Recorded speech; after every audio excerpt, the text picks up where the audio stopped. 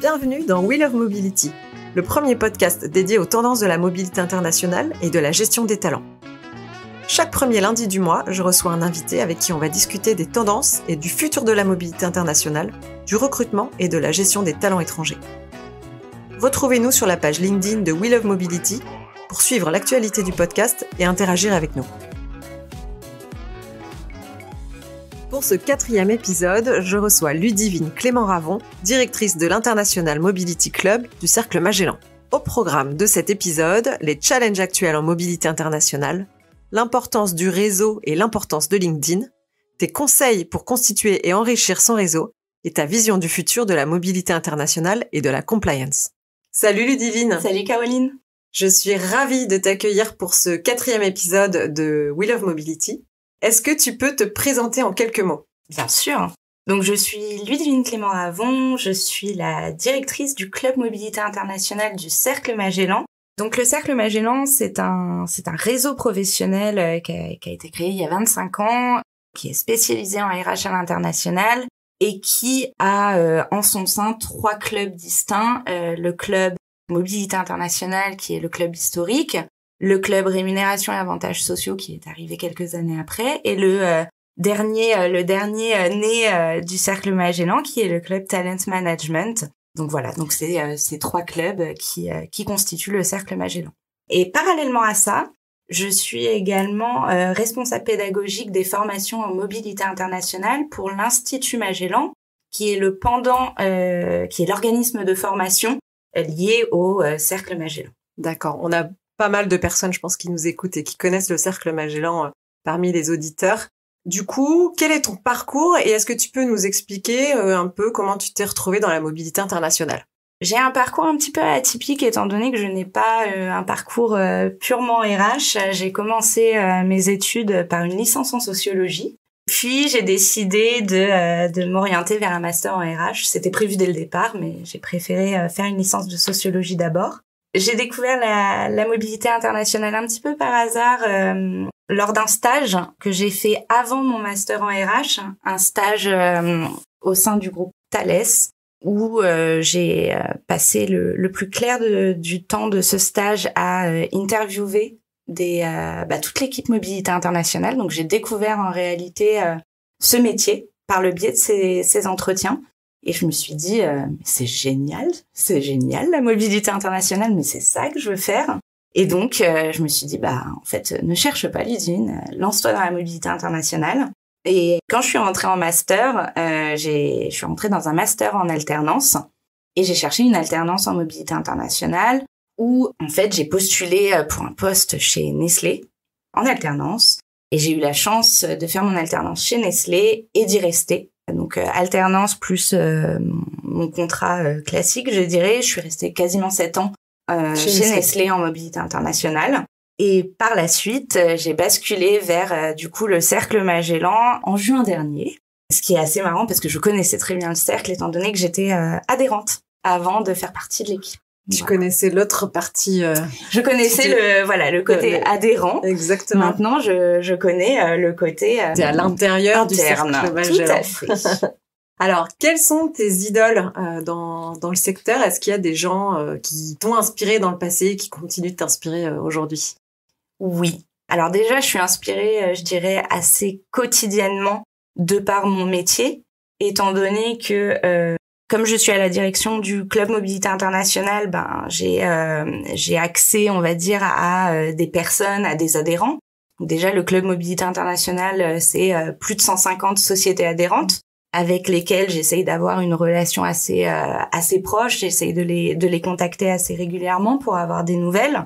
Ce sont également des prestataires labellisés qui sont plus de 60 dans le Club Mobilité Internationale, donc qui représentent aussi une source d'information au quotidien, qui m'inspire, qui me donne aussi du contenu pour savoir ce qu'on doit faire au niveau du cercle. Et puis, de façon beaucoup plus personnelle, je dirais, j'ai deux grands groupes d'idoles dans mon secteur. Des idoles plutôt côté recherche avec typiquement Jean-Luc Serdin, qui est un professeur à l'ESSEC et un chercheur spécialisé en gestion des ressources humaines, qui a écrit un livre il y a quelques années maintenant qui s'appelle L'expatriation, qui était le premier livre que j'ai lu sur la mobilité internationale et qui m'a beaucoup marqué. Et également Philippe Pierre, qui est un sociologue spécialisé notamment, pas que, mais notamment dans le management interculturel, qui m'inspire au quotidien. Et puis j'ai des connaissances, des personnes que je connais très bien, qui sont beaucoup plus même que des connaissances, qui sont mes mentors tout simplement. Donc d'un côté un mentor qui m'a tout appris, qui m'a donné ma chance et qui m'a tout appris, qui est Christine Roux, qui était la responsable mobilité internationale chez Nestlé, qui a créé cette fonction en France chez Nestlé, qui m'a pris comme apprenti à l'époque, et Maud Gauthier-Jarjaval, qui a été ma manager, qui m'a permis d'évoluer, de me développer, vraiment deux modèles qui ont fait de moi celle que je suis aujourd'hui. D'accord, donc ouais, ton expérience chez Nestlé, 7 ans, c'est là où tu as tout appris finalement, quasiment. J'ai tout appris là-bas. Ouais. On va passer sur une partie qui concerne les challenges actuels, la mobilité internationale. Donc en 2023, c'est quoi pour toi les sujets du moment pour les responsables mobilité internationale? On a des sujets qui sont très récurrents, des sujets du quotidien, si je puis dire, qui sont des problématiques opérationnelles, donc tout ce qui concerne la fiscalité, le social, l'immigration, l'interculturel, etc. Donc ça, c'est des problèmes qui sont assez récurrents, qui nous nécessitent de nous mettre en ordre de marche par rapport aux réglementations, de bien connaître, de bien être en veille là-dessus. Après, il y a des sujets de fond qui ressortent en ce moment pas mal. Bon, le télétravail à l'international, c'est un sujet soit qui est directement, qui impacte directement les responsables émis, c'est-à-dire ils ont ces problématiques qui leur sont soulevées, soit des responsables émis qui n'ont pas forcément cette problématique pour l'instant en interne, mais qui commencent à le voir émerger et forcément, c'est un sujet qui va intéresser. Il y a également tout ce qui est transformation de politique, notamment l'idée de développer la RSE dans la mobilité internationale, travailler sur ces nouveaux statuts, parce qu'on parle de télétravail, mais il y en a d'autres, le commuting, le virtual assignment, etc., qui nécessitent forcément des nouvelles politiques. Et puis également l'idée de développer des flex benefits, donc des assistances à choix tout simplement que le salarié pourrait choisir. Puis un dernier point qui me semble aussi un sujet très d'actualité, c'est tout ce qui concerne la communication. Comment on communique sur les sujets de mobilité internationale, en interne notamment, donc au sein des départements RH, faire comprendre notre métier, nos problématiques, et également au niveau de la population des expatriés, leur faire comprendre pourquoi un transfert ça prend du temps. Exactement, les sensibiliser peut-être en amont. Tout à fait. Pour qu'ils soient plus à même de comprendre les délais, les problématiques. L'aspect pédagogique est en train, je trouve beaucoup. Et ça prend une place de plus en plus importante du coup. Oui. Alors, on a beaucoup parlé des conséquences du Covid. De façon du coup plus spécifique, est-ce qu'il y a des sujets qui sont soulevés aujourd'hui qui n'existaient pas hier selon toi? Est-ce que tu as des petits exemples à nous donner? Alors, je ne pense pas personnellement qu'il y ait des sujets qui n'existaient pas hier. Je pense que si on prend par exemple le télétravail, c'est un bon exemple, c'est un sujet qui était marginal, ça c'est certain, mais qui existait. Ouais. J'ai déjà eu d'expériences, par exemple, et même en parlant avec des pairs, des situations qui s'apparentaient maintenant à ce qu'on appelle du télétravail à l'international. C'était marginal. On mettait pas un nom dessus de la même façon que maintenant. On le gérait au cas par cas, etc. Donc, pour moi, il n'y a pas forcément de nouveaux sujets. Par contre, le petit changement qui s'est quand même opéré, c'est que ces sujets sont devenus quotidiens aujourd'hui. Ouais. C'est une grande partie des préoccupations des responsables AMI. Tout à fait. Et du coup, de notre côté, du côté des responsables AMI, il y a eu vraiment une prise d'importance de ces sujets. On est obligé, toute façon, on est obligé d'y aller, on est obligé de s'y intéresser. C'est ça. Pas d'autre choix. C'est ça. Comment tu te tiens informé des tendances? Est-ce que tu fais de la veille? Oui, c'est un petit peu nécessaire, du coup. Déjà, de base, via mon métier, donc via le réseau Magellan, via les adhérents, les prestataires, forcément. Ça me permet de faire de la veille, ça me permet de me tenir au courant aussi des problématiques à l'instant T. D'accord? C'est intéressant de voir les problématiques une fois par an, mais ça ne suffit pas. Il faut rester rester connecté au terrain, ça c'est primordial. Également via LinkedIn. Je me sers beaucoup de LinkedIn dans mon quotidien pour regarder les posts que peuvent faire des sociétés, enfin des responsables mobilité internationale, des prestataires également qui peuvent mettre en avant des articles sur différents sujets. Donc je m'intéresse également à ça. Et puis également je me sers d'internet tout simplement.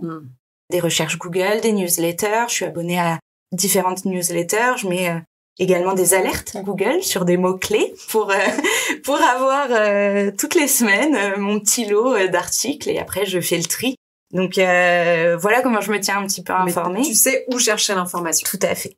Et c'est comme ça un petit peu que j'évolue pour essayer de voir ce qui est d'actualité en MI. Très bien.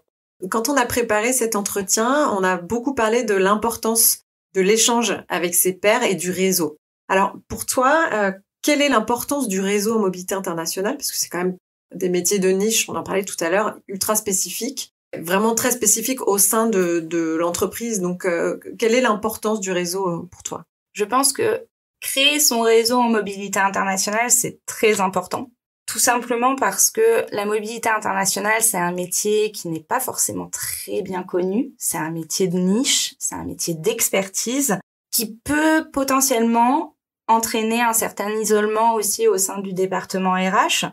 Pas forcément un isolement volontaire, mais on a des problématiques qui ne sont pas forcément comprises en interne, qui ne sont pas forcément suffisamment entendues également. On a besoin de vraiment expliquer cela. Donc, c'est vrai que le réseau permet réellement un échange avec des pairs, avec des gens qui comprennent ce qu'on vit au quotidien, les problématiques auxquelles on fait face, les besoins qu'on a également. Donc, c'est vrai que ça permet réellement de s'enrichir. Ça permet de s'enrichir, ça permet aussi parfois de se sentir moins seul. De partager. De partager. Ce qui est assez intéressant en mobilité internationale, et je le vois au quotidien, qu'on soit un grand groupe, qu'on soit une ETI, qu'on soit une start-up, à partir du moment où on parle de mobilité internationale, on a globalement tous les mêmes problèmes, bien sûr, tous les mêmes sujets. Et du coup, le fait vraiment de se constituer un réseau, ça nous permet de se challenger et d'avancer. Je comprends. Et du coup, on parlait de LinkedIn également. En quoi LinkedIn a, selon toi, un rôle à jouer pour les responsables de mobilité internationale aujourd'hui? Pour moi, LinkedIn, c'est vraiment un moyen de se constituer un premier réseau. C'est un réseau qu'il faut vraiment prendre en main et enrichir, je dirais. Développer, ouais. Développer, voilà. Ça nous permet, voilà, on ajoute des pairs, on peut échanger, on peut poser, voilà, demander à échanger si on voit qu'un pair a des pratiques qui nous semblent intéressantes ou confronter des points de vue, voilà, ça c'est assez intéressant. Au-delà d'ajouter des gens, il y a tout simplement ce que j'ai dit juste avant. Les posts, les groupes aussi. Ça, c'est un point que j'ai pas forcément. Les groupes LinkedIn. Il y a beaucoup de groupes LinkedIn en mobilité internationale. Il y a des groupes qui sont très spécialisés. Il y a des groupes qui sont beaucoup plus généralistes. Typiquement, en groupe spécialisé, par exemple, je pense à un groupe sur les entreprises qui possèdent des GEC. Il y a des groupes qui sont dédiés à ça. Il y a des groupes sur la mobilité internationale en général. Il y a également des groupes pour les expats. Moi, je trouve ça aussi intéressant d'avoir le point de vue des expats. Complètement. Donc, tout ça a un rôle à jouer pour les responsables mobilité internationale, tout simplement parce que ça nous permet de nous enrichir, ça nous permet de nous informer, ça nous permet d'avoir un point d'accès à des nouvelles informations et évoluer. On peut plus passer à côté de ça. Non. Et quels seraient tes conseils ou tes best practices pour entretenir son réseau et échanger au mieux avec ses pairs, du coup? Alors, le premier conseil que je donnerais, c'est de ne vraiment pas hésiter à frapper à la porte. Voilà, faut vraiment pas hésiter. Faut oser. Typiquement, sur LinkedIn, si je vois quelqu'un avec qui j'ai vraiment envie d'échanger, j'essaye. Je demande. Si on est dans un réseau, par exemple, comme Magellan, qu'on voit un intervenant ou une question je vais le contacter. Voilà, j'essaye. Il ne faut absolument pas hésiter à contacter, à échanger, à demander des conseils.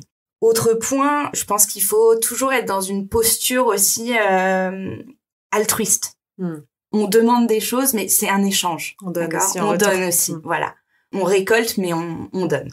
Un troisième point, je dirais que c'est de ne pas avoir peur des sujets qu'on cherche à aborder. Il n'y a pas de mauvaise réponse, il n'y a pas de mauvais sujet, il n'y a pas de mauvaise question. Faut y aller. Si on se pose une question, elle est pas bête. Il y a forcément quelqu'un qui se l'est posée avant. Tout à fait. Et puis enfin, le dernier point vraiment le plus important pour moi, c'est d'utiliser vraiment tous les réseaux de communication qui sont possibles et disponibles pour diversifier ces réseaux. Donc, LinkedIn, Internet via des articles, les newsletters. Typiquement, moi, je suis abonnée à pas mal de newsletters de prestataires. Voilà, ça c'est un très bon point. Les podcasts, évidemment, ça peut servir, bien entendu, ça sert énormément.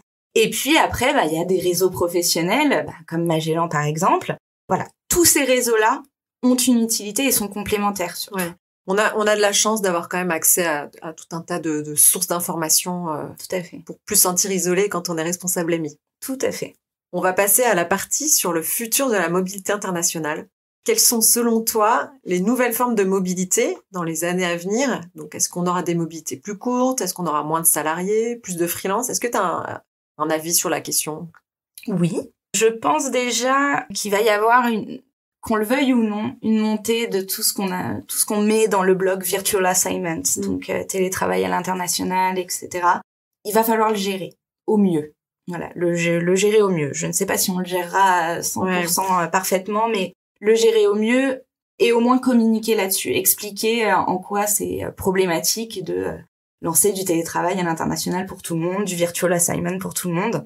Il y a certains secteurs qui n'auront pas le choix, qui seront pionniers, on va dire, dans le domaine, mais pas forcément par choix, mais tout simplement parce qu'ils auront besoin de ça pour retenir ou attirer les talents. Tout simplement. Je pense également que l'expatriation à 3 ou 5 ans renouvelable qu'on connaît tous ne va pas disparaître, mais ça ne va plus forcément être la norme. Ce sera plus à la marge. Ouais. Ce sera plus à la marge et je pense que du coup, on va voir se développer des mobilités beaucoup plus courtes. Des mobilités qui seront dans une logique de gestion de projet, par exemple, et qui pourront éventuellement se séquencer en plusieurs fois, mais je pense réellement que les mobilités vont devenir plus courtes. Au niveau des nouvelles formes, au-delà de ça, en fait, quelque chose qui, je pense, va se développer encore plus dans les années à venir, c'est le fait que les mobilités vont devenir de plus en plus complexes et de plus en plus individualisées également. Ok. Donc ça, il va falloir le gérer, tout simplement parce que les collaborateurs aujourd'hui, qu'on soit dans une logique de mobilité internationale ou non, demandent de l'agilité. Oui, on n'a pas de choix. Voilà. Et demandent à l'employeur de s'adapter. Et ça va être très compliqué, en fait, de rester dans des structures très rigides. Je ne dis pas que c'est impossible, mais je pense que ça va être compliqué. Donc, il va falloir s'adapter. Ouais. Et du coup, individualiser personnaliser les personnes. En termes de compliance, comment tu vois l'évolution de la compliance en mobilité internationale, toi?